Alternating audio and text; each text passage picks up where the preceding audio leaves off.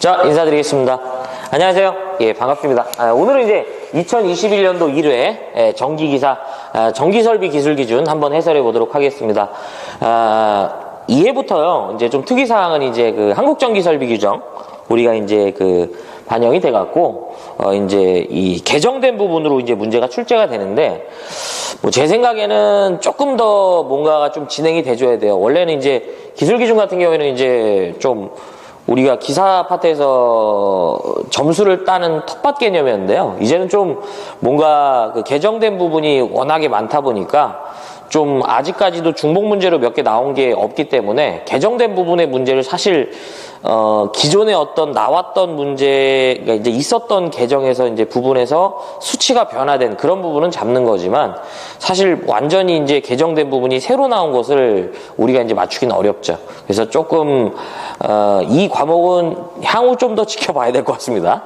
이제 아직 개정된 문제로 해서 이제 이 중복적으로 나오는 문제가 좀 없기 때문에 아무튼 이제 어떻게 나오는지 한번 볼게요. 자, 먼저 이제 81번입니다. 81번. 제가 이제 중간중간에 이제 세모를 쳐드릴 건데요. 이런 문제들은 사실 그 제가 욕심이 없다라는 뜻이에요. 우리가 이제 문제 자체가 20문제지만 20문제를 다 맞출 수가 없죠. 근데 물론 있긴 한데 이게 좀 너무 비효율적이죠. 이쪽에 시간이 너무 많이 이제 할애가 된 거니까. 자, 먼저 81번인데요. 자, 요거는 이제 제가 좀 세모 좀 쳐드리고요. 거기 보시면 이제 전기철도의 그 차량에 우리가 이제 그 전력을 공급하는 전차선의 가성 방식에 포함되지 않는 건데, 거기 보시면 이제 그 우리는 이제 이 가공선로가 있고 가공 방식이 있고요. 주로 이제 이 펜터그래프 이제 이용하는 거. 두 번째가 거기 보시면 강체 방식. 요건 저희가 이제 주로 그 지하철에서 쇠막대기 같은 거 이제 이용해 갖고 사용되는 방식이고요. 그다음에 세 번째가 제3레일. 요 방식은 이제 우리나라에서는 좀 잘 안 쓰고요. 이제 최근에 그 경전철에서는 조금 쓰고 있다고 하는데, 어쨌든 그 보면 이제 전차선의 가선 방식은 요 세 가지 방식이고요. 지중 조가선의 방식은 없습니다. 그래서 정답은 81번은 이제 4번이 되는데요. 요런 문제는 솔직히 뭐 이제 향후 또 나온다면 조금 볼 얘기지만, 이제 욕심은 없습니다. 자, 82번 바로 가보도록 하겠습니다. 수소 냉각식 발전기에 이에 부속하는 수소 냉각 장치에 대한 시설 기준으로 틀린 건데요. 수소 냉각식 발전기에 수소 냉각식 발전기 등의 시설 기준을 말하거든요. 요거는 이제 세 가지 정도만 기억을 하시면 좋을 것 같아요. 우리가 이제 이 어떤 장비의 출력을 높일 수 있는 가장 좋은 방법은 사실은 그 전류 상승에 의한 이제 온도 상승이죠. 쉽게 말하면 온도 상승에 의한 어떤 제약을 줄여주면 돼요. 그래서 대표적으로 사실 여러 뭐 매체를 이제 어떤 이 새로운 물질을 개발하는 것도 하나의 방법이지만 더 좋은 방법은 냉각을 개선하는 겁니다. 그래서 이제 공기나 수소, 물이라는 걸 이용하는데요. 그 중에서 이제 우리는 공기보다는 수소보다는 이제 좀 물인데, 이 수소 냉각을 이용했을 때는요, 공기 냉각보다 이제 이 열 전도율이 이제 7배 이상 이제 커지기 때문에 출력이 한 20에서 25%, 요 정도 이제 요것도 압력에 따라 조금씩 달라지는데요. 어쨌든 수소 냉각 방식은 상당히 좋은 방식이지만 문제는 이 수소의 이제 이 취급에 주의를 해야죠. 잘못하면 이제 폭발할 우려가 있기 때문에요. 그래서 첫 번째가 요건 이제 시험에 나오는 부분만 이제 정리를 해드리는 거예요. 요 정도만 기억하시면 돼. 수소의 압력과요, 온도를 계측하는 장비가 필요합니다. 수소의 이제 압력과 온도를 계측하는 장비가 필요하고, 두 번째가 그 발전기 밀봉부로부터요, 누설된 이 수소를 외부로 방출해야 돼요. 누설된 수소를 외부로 방출해야 되고요. 그 다음에 마지막 세 번째, 발전기 내부의 그 수소의 순도가요, 수소의 순도가 몇 프로가 되냐면 이제 85%죠. 이 수소의 순도가 85% 이하로 우리가 이제 저하한다면요, 경보 장치를 설치하라고 합니다.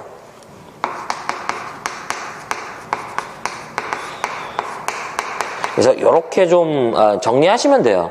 이 이외의 것은 사실 이제 답과는 영향이 없어요. 그래서 보면 첫 번째가 발전기 내부의 수소의 뭐예요? 온도를 계측하는 여기 있죠. 그렇죠? 예. 두 번째, 발전기 내부의 수소의 순도가 75%가 아니라요. 우리가 이제 85% 이하로 저하된다면요. 경보 장치를 시설해 주라고 합니다. 그래서 정답은 2번이고요. 3번도 맞는 얘기예요. 발전기는 기밀구조, 밀폐구조여야 됩니다. 기밀구조의 것이고 수소가 대기압에서 폭발하더라도 이에 대한 압력에 견디는 강도여야 되고 그 다음에 발전기 내부의 수소의 압력, 그쵸? 여기 있죠. 그래서 뭐 요 정도 세 가지 정도만 기억하시면 되고요. 요 정도도 요놈도 외부로 방출하지 말 것 이렇게 나올 때도 있기 때문에요. 조심하자. 그래서 82번의 정답은 몇 번이냐면 바로 2번이 되겠습니다. 이런 문제는 무조건 맞춰주셔야 되고요. 83번인데 요거는 조금 제가 요걸 좀 지워보면서 한번 좀 말씀드릴게요. 나중에 실기 수업과 좀 그 연관성이 높아요. 네. 이제 대놓고 우리가 이제 한국전기설비 규정에 반영이 됐기 때문에 거기 보시면 이제 저압전로의 보호도체 및 중성선의 그 접속 방법에 따른 접지 계통의 분류가 아닌 건데요. 그래서 요거를 이제 83번이죠. 계통접지라고 제가 좀 이제 그 말씀드려볼게요. 이 계통접지인데 이제 중성점 접지와 그 다음에 이제 우리가 흔히 말하는 이 외함의 접지를 어떤 식으로 처리했냐인데요. 저압 계통의 이제 그 접지의 종류인데 첫 번째가 우리가 무슨 접지가 있냐면 TN 접지가 있고 그 다음에 이제 종류만 보면 종류를 보면요. 우리가 이제 TN 접지 그 다음에 TT 접지라고 하고요. 그 다음에 IT 접지라는 게 있습니다. 몇 가지는 좀 예시를 드리고요. 좀 길기 때문에요. 여기서 이 TN 접지는 TNC 접지가 있고 세 가지로 파생돼요. TNS 접지가 있고 그 다음에 TNCS 접지라는 게 있어요. 그래서 나머지는 그냥 TT, IT 접지 이제 고정적이라고 보시면 돼요. 이 접지가 말하는 게 뭐냐면 이건 이제 문자를 좀 이해하셔야 되는데요. 우리가 이제 첫 번째 문자가 이건 제가 나중에 이제 실기를 위해서 좀 말씀드리는 거예요. 우리가 이제 첫 번째 문자가 바로 뭐냐면 이 계통과 중성점을 말합니다. 계통과 대지와의 관계예요. 계통과 누구와의 관계다? 바로 대지와의 관계다. 계통접지, 중성점 접지 어떤 식으로 처리했니라는 얘기인데요. 문제 자체에서 보면 지금 T와 T, 그 다음에 뭐가 있다? I가 있기 때문에 두 가지 문자가 올 수 있네요. 첫 번째가 뭐가 된다? T, 테라가 됩니다. 즉 계통을 직접 대지와 연결한 거예요. 여러분들 이제 거기 밑에 보면 저자분께서 거기 다 이제 써져 있죠. 그걸 이제 참고적으로 보시면 돼요. 계통을 직접 이 대지와 연결하는 겁니다. 그 다음에 두 번째가요. I가 됩니다. I. 인슐레이티드 이제 절연했다는 얘기인데요. 계통을 대지와 절연하거나 내지 저항이 큰 이제 임피던스로 접지했다. 근데 요건데 그냥 저는 이제 요거 절연했다고 한번 볼게요. 비접지로 처리했다 이런 얘기죠. 그 다음에 두 번째가 바로 이 두 번째 문자로서 이제 뭐가 올 거냐면 이 두 번째 문자는 쉽게 말하면요. 외함의 접지를 어떤 식으로 처리했냐 이거예요. 그래서 이 외함과 대지와의 관계예요. 지금 보면 두 번째 문자가 N이 올 수 있고 T가 올 수 있고 T가 올 수 있네요. 그러면 여기서 첫 번째가 뭐냐면요. 바로 T가 됩니다. T. 그래서 외함의 이제 이것도 이제 테라 대지인데 외함의 접지선을요. 외함의 이제 접지도체죠. 외함의 이 접지도체를 이제 직접 대지와 연결하는 거예요. 그 다음에 거기 보면 이제 N이라고 돼 있죠. N. 우리가 이제 여기 이제 두 번째 N이 올 수 있죠. 이 N은 뭐냐면 이 외함의 접지도체를요.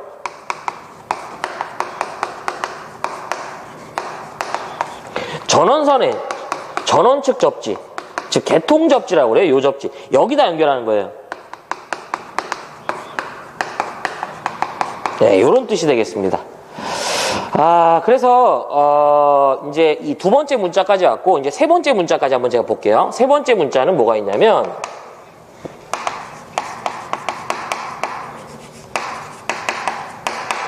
이 세 번째 문자는요 중성선과 바로 이제 그 보호도체, 우리가 흔히 말하는 이 보호도체의 관계를 말합니다. 사실 이제 요거를 얘기하는 겁니다. 이 접지도체라고 했는데 똑같은 이제 이 개념이라고 보시면 돼요. 그래서 지금 보면 여기서 C가 올 수 있고 S가 오네요. 그래서 첫 번째가 C, 콤비니드 뭐냐면 이 중성선과 보호도체가 겸용이다 이거예요. 겸용인 방식이다. 이런 얘기죠. 그래서 주로 이제 이런 선을 우리가 P2N선이라고 합니다. P2N선. 두 번째가요. S, separate, 이제 분리된이라는 뜻이고요. 중성선과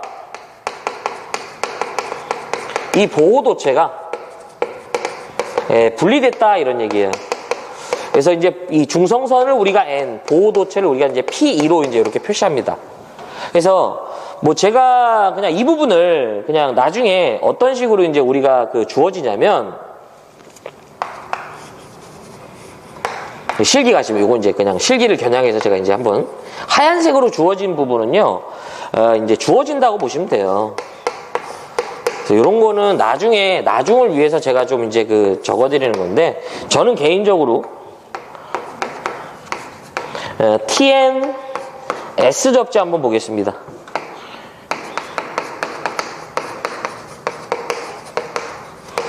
그래서 요게 L1, 요게 L2, 요게 L3라고 보시면 되고요.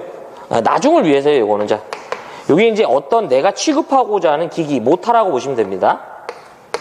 그 다음에 TNS이기 때문에 S는 뭐냐면 중성선과 보호도체가 분리됐죠. 그래서 요렇게 중성선이 있고, 자, 요렇게 보호도체가 별도로 있다. 이런 뜻이에요.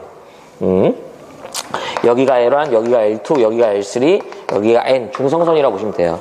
그러면 이 접지를 제가 이제 완성을 할 건데요. 일단 TNS 접지죠.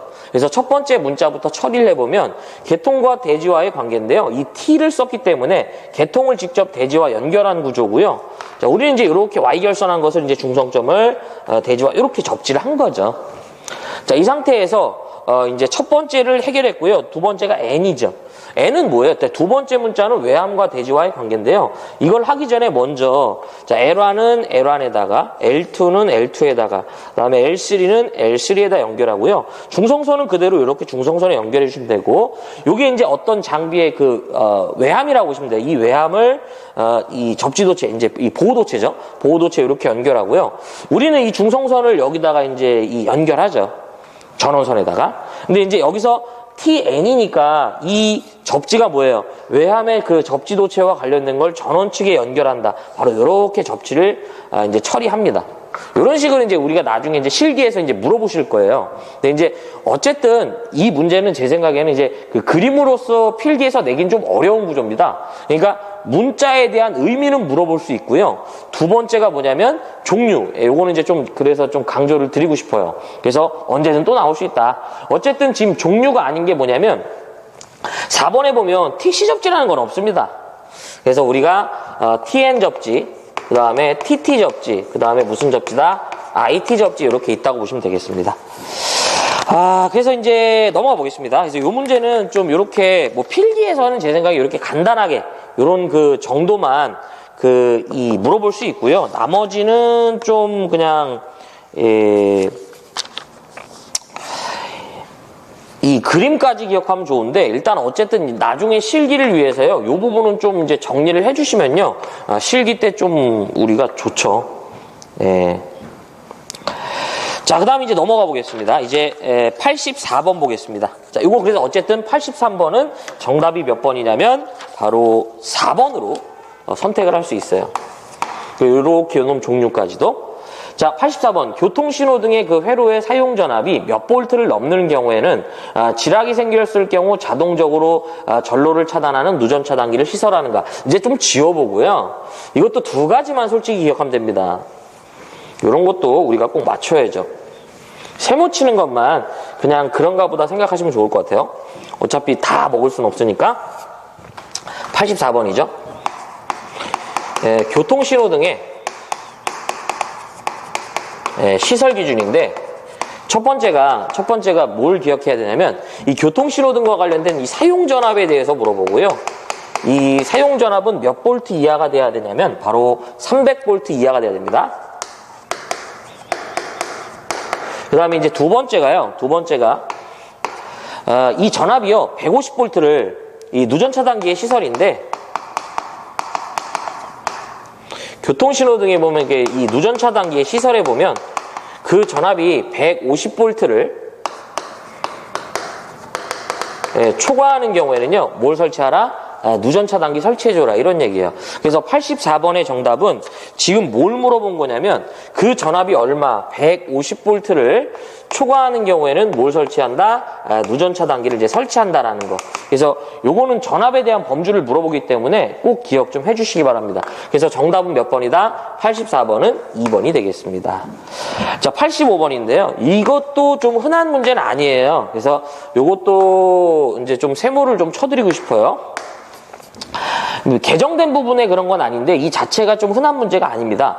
터널 안의 전선로에 그 저압전선이 그 터널 안에 다른 저압전선, 관등회로의 배선은 제외하면서요. 약전류전선 내지 수관, 가스관 이와 유사한 것과 접근 또는 교차했을 때 이 저압전선을 우리가 이제 애자공사에 의해서 시설할 때는 그 이격거리가 어떻게 되냐는데요.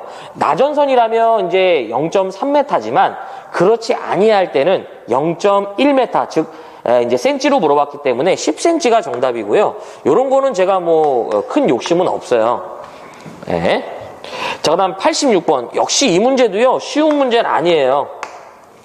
86번도 개인적으로 이제 세모 좀 쳐드리고 싶습니다. 저압 절연전선으로서 그 전기 용품에 그 안전관리법에 적용받는 것 이외에 KS에 적합한 것으로 우리가 사용할 수 없는 건데요. 다 맞는데 거기 보면 알루미늄 절연전선은 아닙니다. 그래서 요게 저압 절연전선의 그 종류들이 이제 이렇게 있는 건데요. 이것을 우리가 사실 이 부분이 많이 나온다면 제가 이제 외워드리라고 말씀드리고 싶지만 흔한 문제가 아니에요. 나중에 여러분들이 이제 관연도 문제 풀어보면 굉장히 유니크한 문제였다라는 걸 알 수 있죠. 그래서 86번은 혹여나 저압 절연전선으로 사용할 수 없는 거다 나왔을 땐 우리가 알루미늄으로 들어간 거 요 얘기 나오면 이런 식으로 답으로 기억해 주시는 거야. 이런 건 뭐 실기와도 관련이 없죠. 네, 알루미늄이라는 얘기가 들어가는 거 이런 거 좀 찾아주시기 바랍니다. 그래서 이런 거는 안 된다. 그래서 정답은 몇 번이냐면 바로 3번이 되겠습니다. 자, 87번인데요. 이 부분은 이제 좀 여기다 좀 해볼게요. 자, 봅시다. 사용전압이 154,000볼트인 모선에 접속되는 전력용 커패시터를 이제 울타리에 설치한대요. 그래서 울타리의 높이로부터 그 울타리로부터 충전부까지 합계 거리죠. 그래서 뭐 87번이죠. 요거는 제가 좀 이렇게 좀 써볼게요.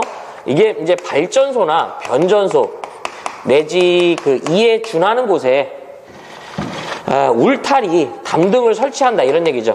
울타리 담등의 시설이다. 네, 첫 번째가 여기서 이제 출제될 수 있는 문제가 뭐냐면요. 첫 번째 울타리 담등의 최소 높이를 물어봐요. 그래서 이런 발전소나 변전소 같은 이러한 시설물은 외부인이 들어오질 못하도록 우리가 울타리 담등을 설치해 줘야죠. 그래서 울타리나 담등을 시설할 때 그 최소 높이를 물어보는데요. 울타리 담등의 최소 높이는 얼마가 된다? 바로 2m 이상의 높이가 나와줘야 된다. 이런 얘기고요. 두 번째가 이 울타리 담등으로부터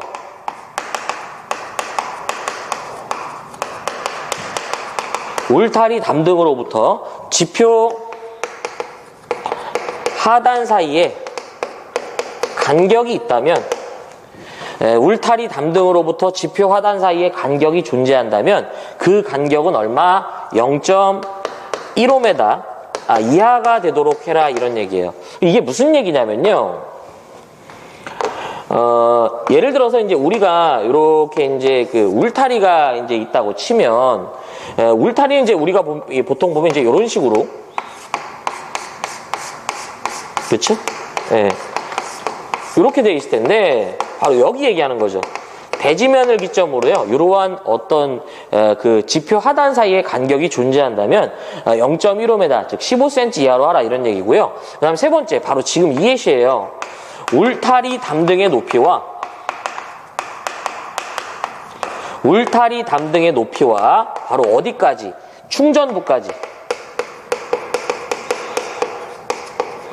합계 거리. 예, 요건 이제 요 말이 중요하죠. 그러면 울타리 담등의 높이와 충전부까지 합계 거리인데요. 이게 이제 이렇게 돼 있는데 저는 이제 이런 식으로 좀 표현해 볼게. 자, 요때는요, 기본적으로 35kV 이하가 된다면 기본적으로 A 플러스 B의 합계값은요, 바로 5m 이상이 된다고 보시면 됩니다. 자, 35kV 이하일 때는 A 플러스 B의 합계값이 5m 이상이다. 이게 무슨 얘기냐면요, 쉽게 생각하면 울타리 담등의 높이를 A라고 보시면 됩니다. A메타고요. 이제 충전부까지 감전의 우려가 있는 부분, 쉽게 말하면 그 장비와 전선이 연결되는 이 부분이라고 보시면 돼요. 그래서 이 울타리 담등으로부터 바로 누구예요? 그 장비까지의 거리다, 이렇게 보시는 게 가장 좋죠. 그래서 이때는 그 합계가 이제 이 취급하고자 하는 장비의 전압이 35kV 이하라면 이렇게 돼야 된다, 이런 얘기고요. 두 번째가 160kV 이하가 되면 역시 기본적으로 A 플러스 B의 합계값은 얼마 이상이 나와야 된다? 바로 6m 이상이 나와야 돼요. 세 번째가 160kV를 초과하게 되면 기본 6에다가 단수에 0.12m 이렇게 보시면 되겠습니다. 그래서 거기 보면 그 단수라는 건요, 그러니까 실질적으로 뭐 160kV를 초과하는 전압에다가 우리가 기준 이제 160이죠. 얘가 기준이니까 그 값을 뺀 다음에 이걸 10으로 나눠주시면 돼요. 그래서 요 단수에 대한 개념이 이제 그런 개념이고요. 160kV를 초과하면 이런 식으로 처리한다, 이거죠. 자, 어쨌든 지금 우리 문제에서는 뭐냐면 1호사죠, 1호사. 그리고 울타리의 높이로부터 그 충전 부분까지의 합계 거리죠. 그래서 160kV 이하가 되면 얼마가 된다? 기본적으로 6m가 되겠습니다. 그래서 정답은 몇 번이냐면 바로 4번이 되겠습니다. 그래서 이런 거는 여러분들 틀리시면 안 되고요. 잘 출제가 되죠. 그래서 이렇게 세 가지 정리하시면 뭐 더 이상 나올 수 있는 부분은 없다. 자, 88번인데요. 이것도 신출 문제고요. 우리가 이제 이 분산형 전원에 대한 이제 얘기가 이제 요번에 새로 들어왔는데, 어쨌든 제가 이제 여기서 여러분들이 이제 하고 싶은 말은 뭐냐면, 태양광 설비에 대한 그 계측 장치거든요. 근데 기본적으로 이제 이런 마인드는 좀 갖고 계셔요. 우리가 물어보는 계측 장치는 VIP 온도는 기본적으로 좀 기억을 하셔요. 예. 계측 장치는 VIP 온도는 좀 이제 기본적으로 기억을 하자. 그래서 여기서 V는 바로 뭐냐면 전압계고요. I는 전류계. P는 이제 전력계고요. 그 다음에 온도는 이제 온도계가 됩니다. 예.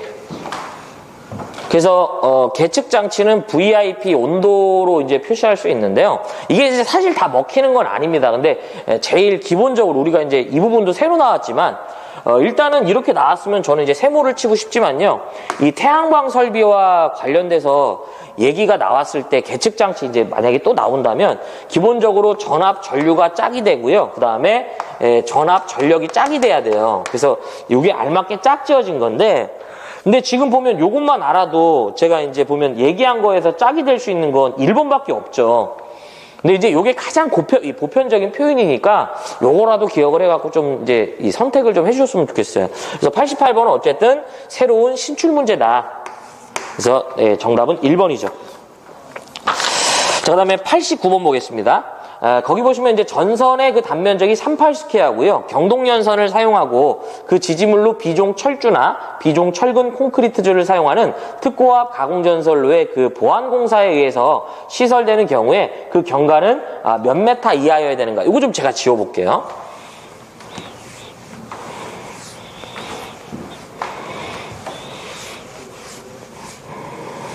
자, 보겠습니다. 89번은요, 보안공사와 관련된 내용이에요. 요 내용도 좀 제가 좀 싹 한번 좀 정리를 해드릴게요. 뭐 이제 저는 이제 뭐 항목이라고 한번 해보고요, 뭐 조건. 보안공사는 이제 크게 이제 5가지로 보시면 돼요. 첫 번째가 저고압 보안공사. 두 번째가 제1종 특고압 보안공사가 있고요. 그 다음에 제2종 특고압 보안공사가 있어요. 그 다음에 제3종 특고압 보안공사가 있습니다. 예. 자, 지금 보면 이제 이 보안공사는 어떤 안보, 기밀 이런 건 아니고요. 얘네들이 이제 뭐 그 어떤 조건이 만족되면 좀 더 보안한 공사를 하겠다라는 얘기인데요. 여기서 이제 저압 보안공사나 고압 보안공사는 어떨 때 한의를 물어보기보단요. 전선의 굵기를 물어보는데 첫 번째가 400V 이하가 되면 얼마 이상의 전선을 쓰냐 이거예요. 바로 4mm 이상의 이제 전선을 쓰고요. 400V를 초과하는 고압이다라고 하면 바로 5mm가 되겠습니다. 자, 제1종 특고압 보안공사인데요. 제1종 특고압 보안공사는 기본적으로 해당 전선로의 전압이요. 35kV를 초과하면서 바로 2차 접근 상태, 이렇게 이제 접근한다면 이제 1종 특고압 보안공사, 우리가 이제 2차 접근 상태는 어떤 대상물과 그 해당 전선이 3m 미만으로 이제 접근되어 있다면 2차 접근 상태로 보는 거죠. 그래서 35kV를 초과하면서 2차 접근 상태로 되어 있는 거고요. 제2종 특고압 보안공사는 기본적으로 해당 전압이 뭐가 되냐면 35kV 이하로서 바로 몇 차 접근 상태다? 2차 접근 상태로 시설되는 경우를 말하고요. 이때는 이제 또 하나가 여러분들 뭐냐면 그냥 특고압이라고 주어지면서 전압에 대한 언급이 없어요. 특고압이라고 주어지면서 전압에 대한 언급이 없고요. 이렇게 2차 접근 상태로 되어 있는 경우. 그 다음에 이제 35kV 이하가 되면 이때 이제 그 2종 특고압 보안공사는요, 이 목주의 안전율도 이제 시험 문제에서 정답이 되는 경우가 있는데, 목주의 안전율이 바로 뭐가 된다? 2가 되겠습니다. 자, 그 다음에 3종 특고압 보안공사예요. 3종 특고압 보안공사. 기본적으로 해당 전선로의 전압이요, 35kV 이하로서 바로 몇 차 접근 상태가 되냐면 1차 접근 상태로 시설되는 경우를 말하고요. 역시 뭐 특고압이라고 주어지면서 전압에 대한 언급이 없으면서 이렇게 접근이 되면요, 바로 3종 특고압 보안공사라고 보시면 되겠습니다. 그러니까 얘네들이 이제 좀 특이사항이고, 여기서 추가적으로 뭘 물어보냐면 이 경관에 대해서 바로 이제 목주나 A종 지지물을 선택한 경우와 그 다음에 B종 지지물, 그 다음에 철탑이라는 지지물을 선택하였을 때 이제 경관을 물어봐요. 그래서 여기서 A종과 B종은 철주나 철근 콘크리트주는 A종과 B종으로 구분할 수 있는데, 기본적으로 보안공사 시 목주나 A종 지지물을 선택하면 모두 그때의 경관은 100m 이하가 됩니다. 여기서 하나 여러분들이 알고 계셔야 될 건 제1종 특고압 보안공사는 이들을 설치할 수가 없어요. 그 다음에 B종 지지물일 때는 이 순서를 저처럼 150, 150, 200, 그 다음에 200이 되겠습니다. 그 다음에 철탑은 무조건 400m로서 이제 좀 정리를 할 수 있기 때문에 이 정도로 좀 정리를 해주시면 좋죠. 그래서 뼈다구를 완성하면 보안공사의 표가 이런 식으로 이런 식으로 이제 이 표가 나오죠. 그래서 이렇게 이렇게 나옵니다.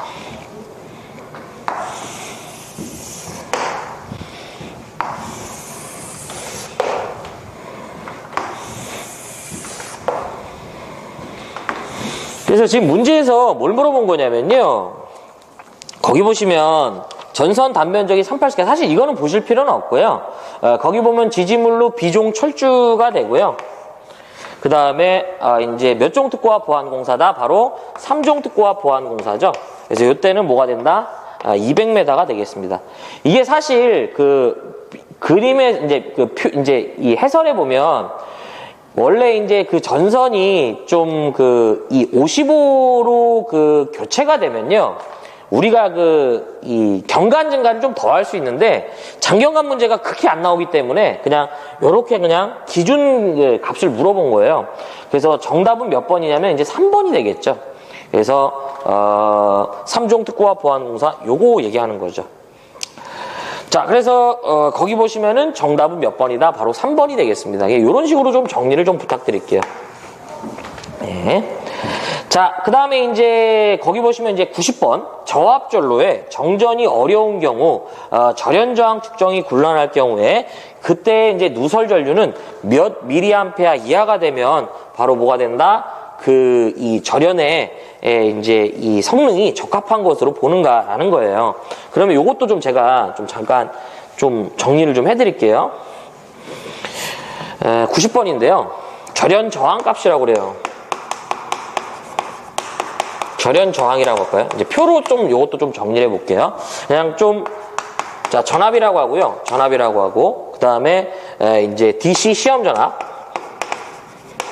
DC 시험 전압이라고 하고, 그 다음에 절연 저항이 되겠습니다. 절연 저항.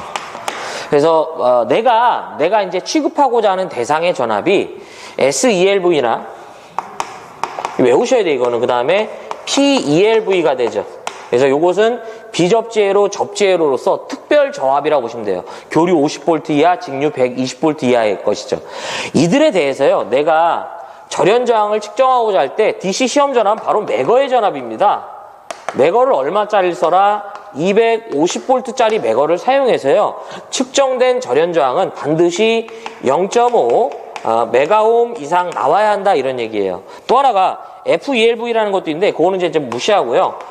500V 이하의 세력이라면 이때 이제 DC 시험 전압은 500V짜리 매거를 이용해서요, 바로 얼마? 1메가옴. 그래서 1메가옴 이상 나오면 양호 판정을 내리고요. 그 다음에 500V를 초과하게 되면요, 500V를 초과하게 되면 기본적으로 DC 시험 전압은 우리가 이제 매거를 얼마짜리?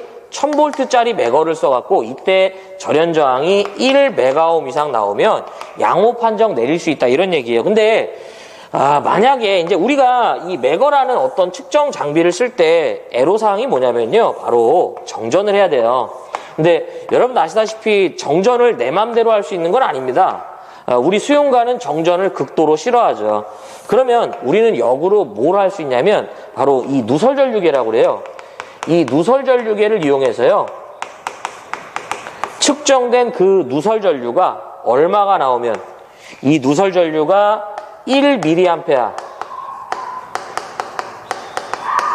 누설전류가 1mA 이하가 나오면 어떻게 한다? 강제로 양호 판정을 위의 조건에 준하지 않더라도 양호 판정을 내릴 수 있다, 이런 얘기죠. 그러니까 내가 지금 정전이 곤란해서 이제 매거 사용이 어렵다면 역으로 누설전류계라는 걸 이용해 갖고요, 이때 측정된 누설전류가 얼마?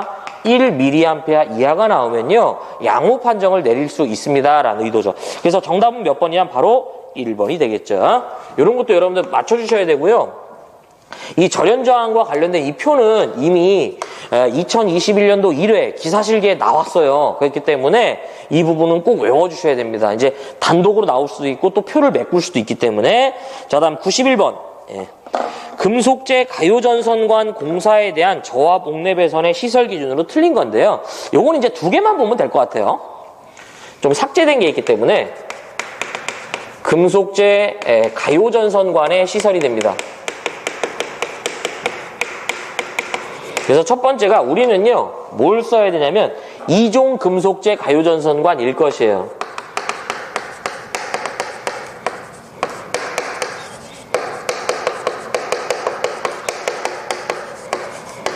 사실 이거 하나만 보시면 돼. 이제 두 번째가 이제 접지를 하는 건데 접지를 해야죠.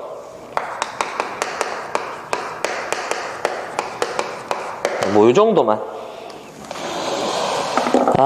그래서 이제 그 나머지 뭐 부분에 대해서는 솔직히 뭐 거기 보면 이제 전선은 이제 10스퀘어 이하의 것이다. 이제 그거 하나 본다면 보는 건데요.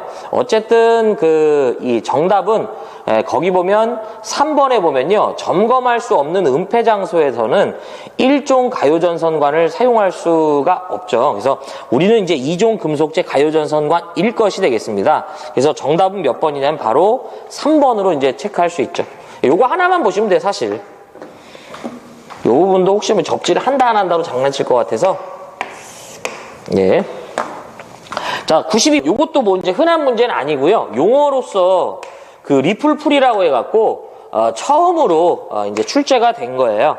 그래서 이 부분도 사실 이제 그냥 앞으로 나온다면 이제 더 보는 거지 이 상황에서는 더 볼 수 있는 게 없어요. 그래서 리플풀이의 그 직류란 교류를 직류로 변환할 때 그 리플 성분이라고 하죠. 이제 쉽게 말하면 이제 맥동분 개념인데 리플 성분의 시료값이 바로 10% 이하의 것을 이제 말하죠. 그래서 정답은 몇 번이냐면 3번이 되고요. 92번도 뭐 제가 뭐 새로 나온 부분이라서 뭐 더 말씀드리기는 어렵고 그냥 리플 풀이는 우리 이제 10%다. 이 정도만 보셨으면 좋겠어요. 아직까지 뭐 그 이후로 더 나온 적이 없습니다. 자, 그다음에 93번 보겠습니다. 이것도 좀 제가 칠판을 좀 넓게 쓸게요.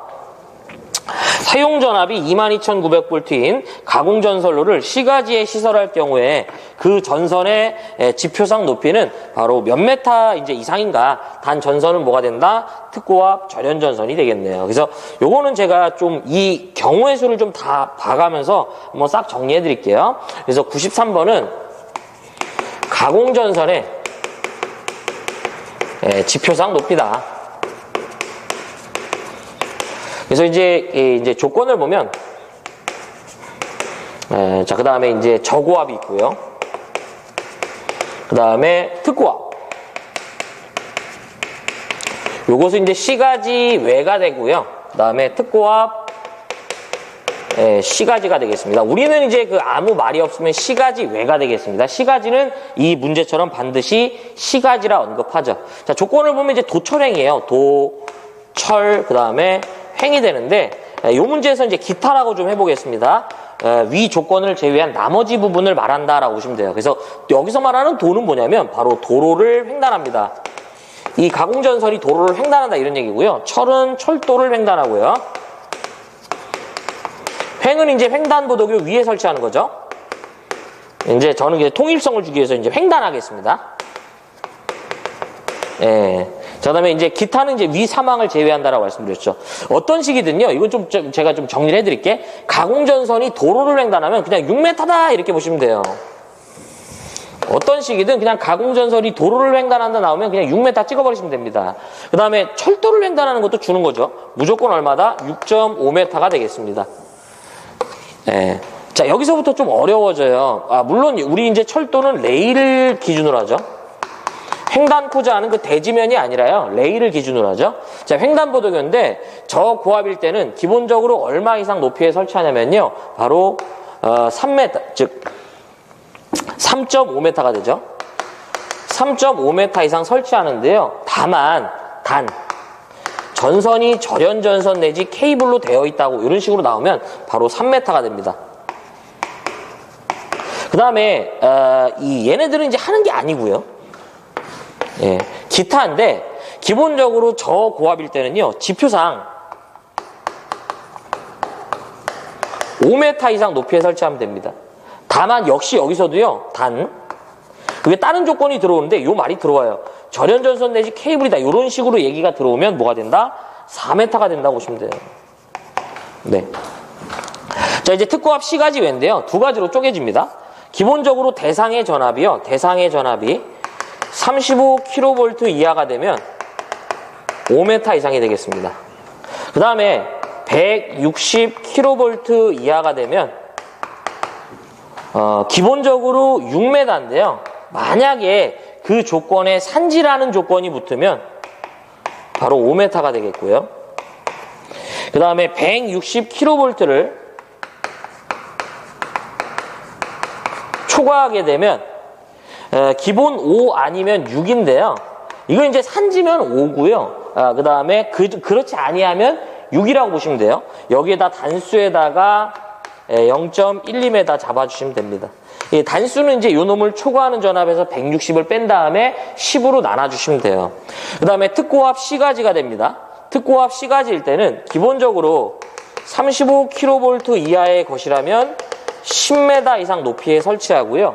해당 전선이 절연전선이란 언급이 있다면 8m가 됩니다. 그 다음에 이제 35를 초과하게 되면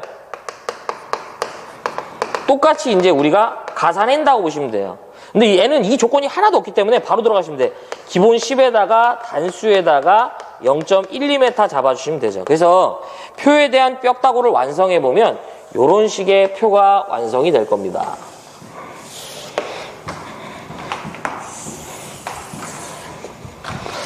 이게 이제 이렇게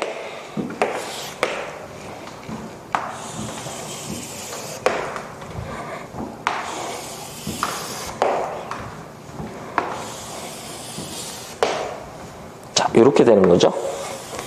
지금 문제에서 물어본 건 뭐냐면요. 22,900V로서 이제 C가지죠. 그러니까 여기에요. 특고합이고 이제 C가지고 이제 여기죠. 그래서 지금 보면 뭐예요? 바로 요 부분인데 문제에서 분명히 이제 마지막에 절연전선이라고 되어 있기 때문에 정답은 몇 번이 되냐면 바로 3번이 되겠습니다. 예. 넘어가 보겠습니다. 자, 그 다음에 이제 94번. 예, 지선에 대한 얘기죠. 이건 보면 빠지면은 좀 서운한 부분이에요. 그래서 94번은 이제 지선과 관련된 문제네요.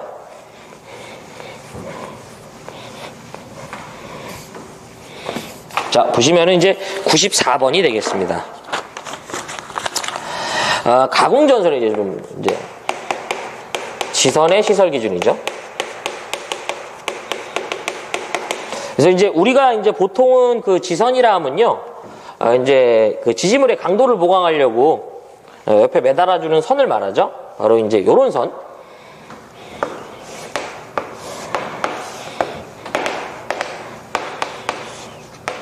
요런 선을 얘기하는 거죠. 그래서 첫 번째 보면 이제 뭐 여기 다 있는데 나오는 것 좀 제가 좀 먼저 정리 좀 해드릴게요. 이 지선은 일단은 지지물이 아니죠. 요것도 물어봐요. 지지물이 아니고요. 또 하나가 무슨 이 지지물이냐면 이 철탑이라는 지지물은 지선을 사용해서 그 강도를 분담하지 않습니다. 자, 또 하나가 이 지선에 대한 안전율을 물어볼 수 있어요. 안전율. 지선의 안전율은 2.5 이상이 됩니다. 요거 조금 이따 한번 보고요. 두 번째가요. 지선으로 사용하는 그 전선에 대해서는요. 허용 최저 인장 하중이 바로 뭐가 된다? 4.31이 돼요. 자, 4.31 kN 이상이라 보시면 돼요. 이게 무게로 따지면 440kg인데 이 전선의 장력이 440kg이 가해지더라도 뭐예요? 이 끊어지면 안 된다 이거예요. 최소 장력에 대해서. 그 다음에 세 번째가 바로 소선수가 이게 사실 이제 소선수를 계산하는 방법이 있습니다. 이 장력이 주어지면. 그러면 이 장력이 주어지면 소선수를 계산한 다음에 실제 우리가 시공을 할 때는 어떻게 하냐면 이 계산한 값에다 안전율을 곱해주죠. 그래서 여유를 줬다고 보시면 돼요. 안전율은. 그래서 소선수는 당연히 몇 가닥이다? 세 가닥이 되죠. 왜냐하면 이제 그 한 가닥이 나오더라도요. 세 가닥 이상. 한 가닥이 나오더라도 거기다가 2.5를 곱하면 뭐가 돼요? 바로 이제 2.5가 나오지만 이런 부분의 안전과 관련돼서 무조건 절상 가이죠. 그래서 소선수는 세 가닥이 되고요. 네 번째가 이 소선으로 사용하는 그들에 대한 그 소선의 지름은 바로 뭐가 되냐면 2.6mm 이상의 금속선을 사용해 주고요. 다섯 번째가 지선이요. 도로를 횡단한다면 지선이 그 도로를 횡단할 때 이 지선이요. 무조건 이렇게 설치되는 건 아니고요. 지금 이 옆이 도로예요. 이럴 때는 우리가 이렇게 이 도로를 횡단하면서 옆에 있는 이 지지물에다가 이렇게 묶어주는 경우가 있습니다. 그래서 어쨌든 이 지선이 부득이하게 도로를 횡단한다면 그 횡단할 때의 높이는 바로 5m 이상 높이에 설치해 준다고 보시면 됩니다. 다만 장소 자체가 어떤 교통에 지장의 우려가 없다라고 판단되면 4.5m까지 그 높이를 감할 수도 있어요. 그래서 여기서 다 출제되거든요. 거의 대부분 이 문제는 빠지지 않고 출제가 되니까 무조건 이렇게 좀 정리를 부탁드려요. 그래서 문제에서는 뭐냐면 이 지선의 가닥수를 물어본 거죠. 우리 소선은 몇 가닥? 3가닥 이상이다. 뭐 이런 얘기죠. 그래서 정답은 몇 번이야? 2번이 되겠네. 그 다음에 여기서 정답은 이제 2번이고요. 자, 그 다음에 95번. 요거는 제가 좀 답으로 좀 정리를 해드릴게요. 거기 보면 지중전선로는 기설, 지중, 약전류에서 뭐 이런 얘기가 나오는데요. 무조건 짝이 되는 게 있는데 이 기술 기준에서 작용이라고 나오면 딱 보기에서 이제 작용이라고 나오면 짝은 두 가지예요. 누유도작용이 있고요. 두 번째가 정전자 유도작용이 있습니다. 그럼 얘네들이 짝이 돼야 돼. 이제 발음이 되는 거, 이제 다른 거는 발음하지도 마시고요. 요거만 기억하셔. 누유도작용은 뭐냐면 바로 지금 문제처럼 지중전선로는 지중약전류전선에 대해서요. 누설전류에 의한 유도작용이 발생되면 안 됩니다. 그 다음에 이제 밑에 거는 전력보완통신선을 말해요. 전력보완통신선은 정전유도나 전자유도장애를 일으키면 안 됩니다. 그래서 요게 이제 짝이 되는데 우리는 무조건 누유도작용이나 그 다음에 정전자 유도작용 요게 짝이 된다 이렇게 기억을 해주셨으면 좋겠어요. 그래서 정답은 몇 번이냐면 보기에 알맞게 이제 이에 해당하는 게 이제 요거죠. 요거. 근데 테마를 기억하지 마시고요. 이제 답으로 좀 기억했으면 한다라는 얘기예요. 정답은 1번이 되겠습니다. 그 다음에 이제 96번 22,900V 가공전선로에 그 사용되는 그 전선에 대해서 우리가 이제 이 첨가통신선과의 이격거리거든요. 요것도 제가 뭐 여기다 한번 해볼게요. 96번 첨가통신선과의 이격거리가 됩니다. 자, 우리가 첨가통신선은 뭐냐면 기존의 전력선을 지지하는 지지물에다가요 전력보완통신선 업어가겠다 이런 얘기죠. 이럴 때 이들 간의 이격거리인데요. 이건 좀 제가 그냥 정리해드리는 대로 보시는 게 나아요. 첫 번째가 저고압 같은 경우에는요 저고압과 첨가통신선 간의 이격거리는 얼마가 되냐면 기본적으로 0.6m 이상은 이격시켜 주셔야 됩니다. 두 번째가요 만약에 대상이 특고압이에요.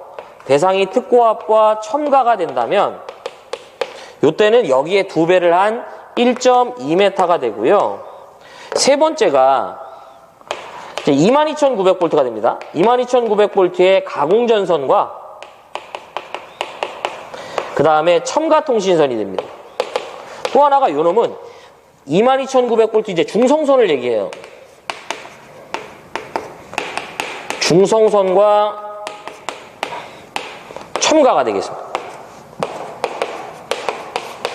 요때는요 가공전선과 첨가는 0.75m가 되고 중성선은 우리가 저압선 취급하기 때문에 요놈이랑 똑같아 0.6m가 됩니다.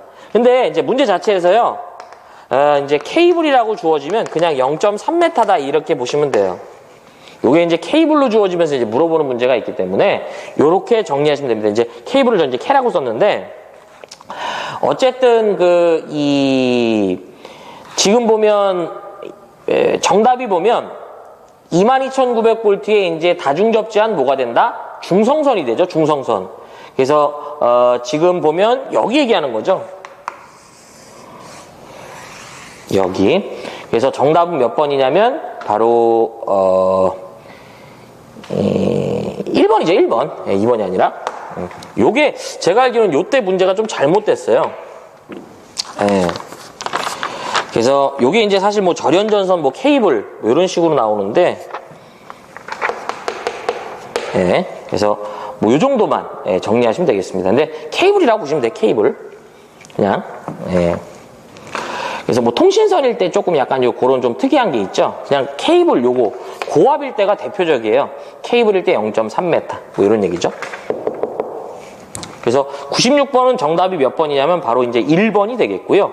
97번 요거는 제가 욕심이 없어요. 이 문제 테마가 그렇게 잘 나오는 건 아니거든요. 그래도 이제 설명을 드리면 22,900V 가공전선이 삭도와 1차 접근 상태로 이제 시설됩니다. 여기서 이제 키워드는요, 이제 특고압 가공전선이 이제 삭도와 1차 접근 상태로 시설됐을 때 이에 대한 문제인데, 이제 이격거리 물어보는 거예요. 삭도와 그 지주 사이의 이격거리인데요. 이 전선이 특고압 절연전선으로 되어 있다면 요거는 이제 1m 이상 이격한다고 보시면 됩니다. 원래 이제 기본적으로 2m 이상을 이격하는 건데 특고압 절연전선이라면 얼마가 된다? 바로 1m가 돼서 97번은 이제 정답은 이제 2번이 되겠고요. 요런 문제는 제가 뭐 욕심이 없습니다. 뭐 개정된 부분은 아니고요. 근데 테마 자체가 잘 안 나와요. 자, 98번. 저압 옥내배선에 사용되는 연동선의 최소 굵기죠. 98번. 그래서 옥내배선에 이제 굵기라고 좀 말씀드려 볼게요. 그래서 첫 번째가 저압이 될 때는 기본적으로 그 전선의 굵기가요 2.5스퀘어 이상의 연동선을 사용해 주면 됩니다. 두 번째가 요거 이제 좀 여러분들 만약에 여기서요 조건이 전광 표시나 제어 회로용이다 이런 얘기가 붙으면 2.5가 아니라 이제 1.5스퀘어가 되고요. 그 다음에 이제 두 번째가 고압이라고 나오면 고압은 무조건 6스퀘어 이상이 되겠습니다. 연동선 사용해준다. 뭐 이 정도로만 좀 정리하시면 좋겠어요. 그 다음에 이제 뭐 거기 보면 뭐 우리가 이제 어떤 타이어 캡을 나오면 그냥 0.75 밀어버리는 건데 어쨌든 지금 정답은 98번은 뭐가 되냐면 저압에서는 얼마가 된다? 바로 2.5스퀘어가 된다라는 거. 그래서 정답은 몇 번이냐면 2번입니다. 2번. 그 다음에 99번 전격 살충기의 전격 격자의 높이죠. 지표 또는 바닥에서 몇 메타 이상 높이에 설치하는가. 요건 이제 요거 하나만 기억하시면 됩니다. 그래서 여름철에 우리가 모기잡이 하는 탁탁 튀는 거 있죠. 그거를 얘기하는 건데 전격 살충자의 높이는요. 거기 보시면 99번이죠. 전격 살충자의 시설인데요. 이건 이제 첫 번째가 이제 격자의 높이 요거 하나만 보시면 돼요. 격자 이제 우리가 얼마가 된다? 3.5m 이상이 됩니다. 그래서 여기서 딱 한 번 물어본 적이 있어. 뭐냐면 거기 표시해 보면 1차 측전로에 자동 차단 장치가 되어 있다면 1.8m까지 감할 수 있는 게요. 딱 한 번 출제가 됐는데 우리는 그런 것까지 다 못 외워요. 그러니까 요거 하나만 보고 가는 거예요. 그래서 정답은 몇 번이냐면 바로 4번이 되겠습니다. 그 다음에 마지막 100번이고요. 이 문제도 사실은 이제 개정된 부분에서 나왔고, 이 문제도 사실 근데 조금 희한한 좀 변태가 하나 있죠. 그 정도만 보는 건데, 자, 전기철도 설비를 보호하기 위한 그 피레기의 시설 기준으로 틀린 거예요.